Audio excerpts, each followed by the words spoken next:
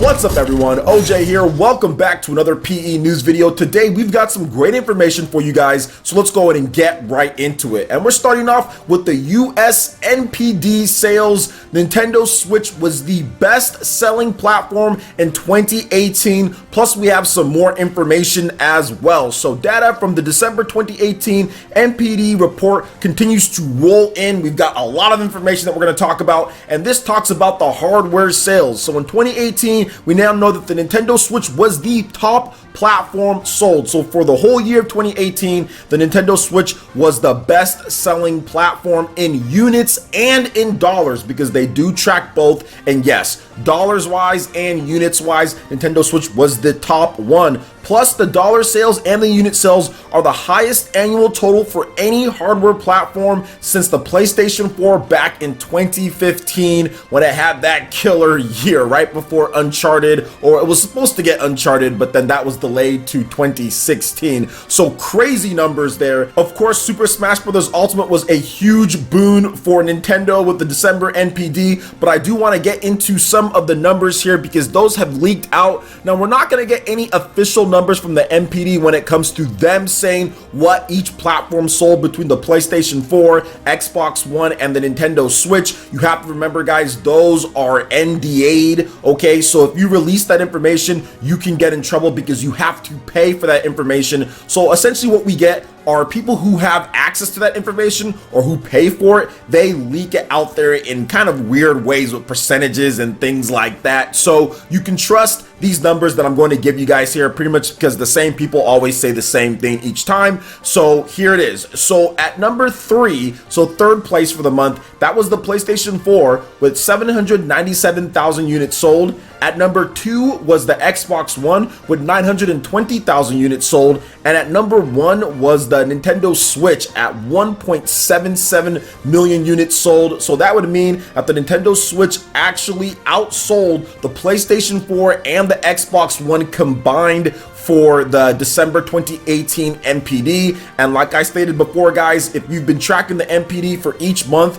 Nintendo, I think, only won or had the best selling platform a few months out of the year. Outside of December, I think it was like January and maybe another month or two during the year. But for the most part, it was the PlayStation 4 that was topping the NPD sales. So to see Nintendo Switch actually be the best selling platform of 2018 on the backs of games like Super Smash Bros., which we'll talk about once again, that is just absolutely nuts. So what do you guys think about this when it comes to Nintendo Switch sales for December 2018 NPD and being the best selling platform of 2018 as well? Let me know your thoughts in the comment section below. All right, and moving on to some more NPD news. So December 2018 NPD, Super Smash Bros. Ultimate has a record launch, guys. These numbers are absolutely insane. However, we also got some more information on Mario Kart 8 Deluxe, which finishes the year as the second best racer of all time. So here's a little bit more data when it comes to the NPD with Super Smash Bros. Ultimate, and then we'll talk about Mario Kart after that. So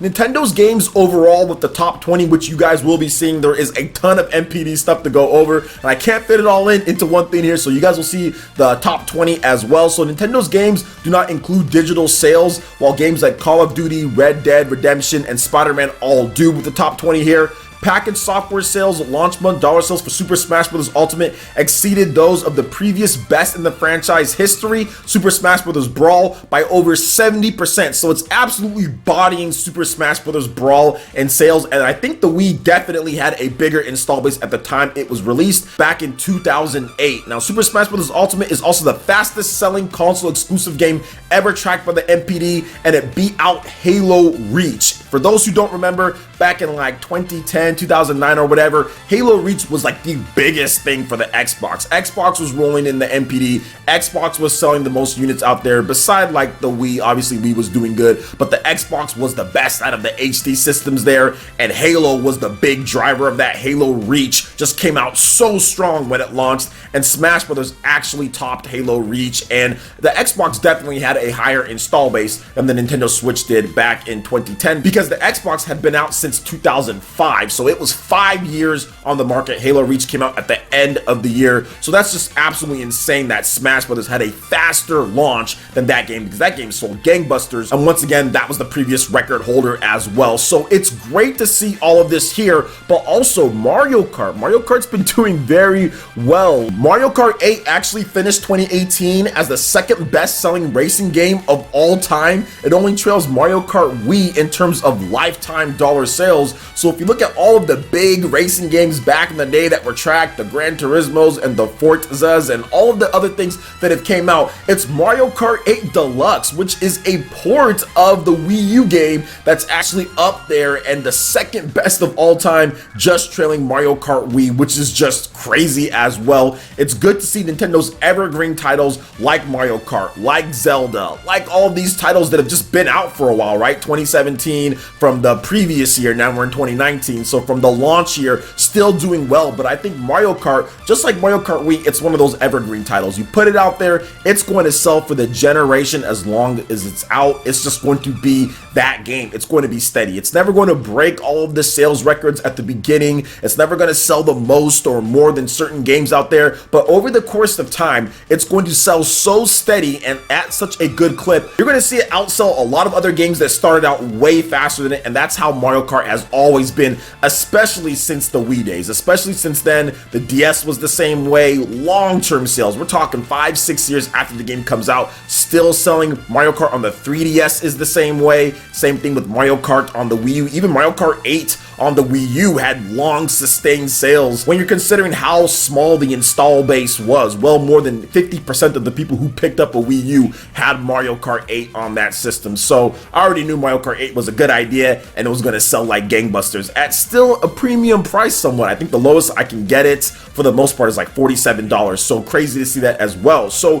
what do you guys think about all these different sales numbers when it comes to Super Smash Bros. Ultimate just shattering records across the board, in addition to Mario Kart 8 Deluxe, second best of all time when it comes to dollar sales with the NPD? Let me know your thoughts in the comment section below. All right, and moving on to the next topic here, we have some fantastic news for Final Fantasy X/10-2 HD Remaster fans on the Nintendo Switch, because it appears the retail release of this game in Southeast Asia includes both games on one card. That was the headline that I saw here, and a lot of people felt that it was going to be a one game on the card and then you get a download code, but it seems like that is not going to be the case. Now, this is only for Southeast Asia. We haven't got the confirmation here in the West, but I think if it was going to be like that for Southeast Asia, it would be like that for all territories. So earlier this week, fans noted that Square Enix Europe listing for the retail release of Final Fantasy X/10-2 HD Remaster said that Final Fantasy X would be on the game card, as Final Fantasy X-2 would be included as a download code. While that still appears to be the case in Europe, the situation is better in Southeast Asia.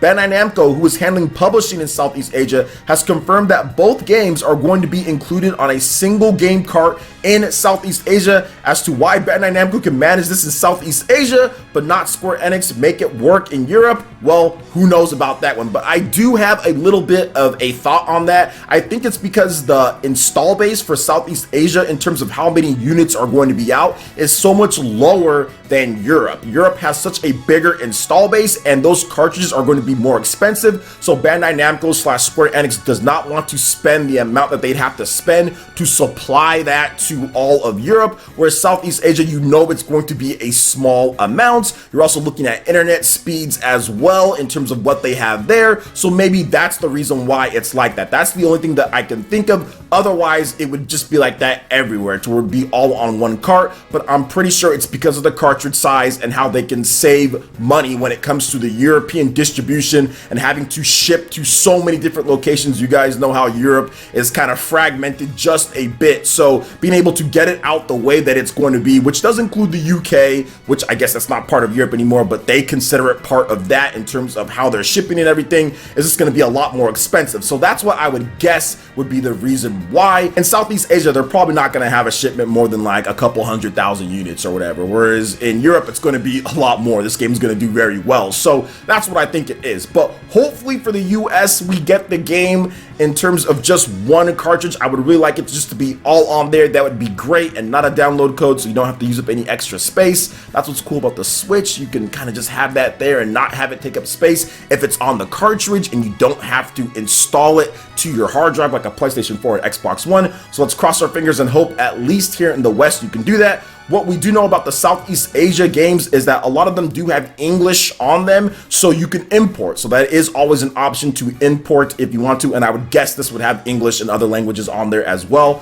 So if you want, you can import from PlayerAsia or something like that, and it's probably going to be a hot commodity, by the way. So what do you guys think about Final Fantasy X/10-2 HD Remaster coming to the Switch on one cartridge in Southeast Asia? Let me know your thoughts in the comment section below. All right, and moving on to the final topic here. The term HD 2D, which was coined by Octopath Traveler, has been trademarked officially by Square Enix in Europe. So last week we did get the filings for HD 2D and HD 2D without the dash in between in Europe, and Octopath Traveler, that is the game once again that has coined that term. And we've heard Square Enix say that yes, there are going to be new Octopath Traveler, there's going to be a new Bravely Default, and other games from the Business Division 11. So this kind of has a lot of people talking about there being more games, potentially even a Bravely Default or other games made with that type of style. Maybe not with the same pixel art that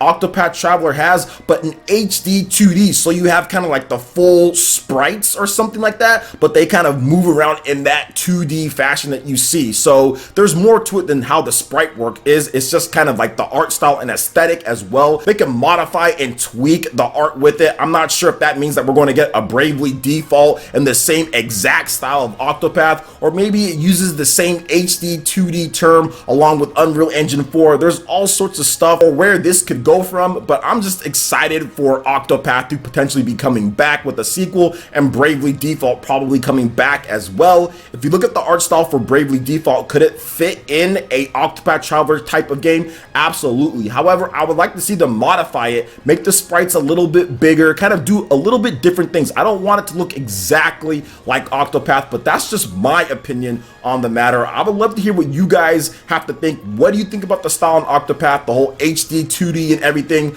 Let me hear what you guys have to say in the comment section below. All right, guys, that wraps it up for this video here. Go ahead and check out the links in the description below. We got Facebook and Twitter. Go ahead and give us a like and a follow on our social media. Hit that like button if you did like this video. Lets me know you guys want more content like this going forward in the future, and subscribe to PlayerEssence for this RPG, Japanese, and Nintendo gaming news. Thank you so much for watching, and we'll catch you in for the next video.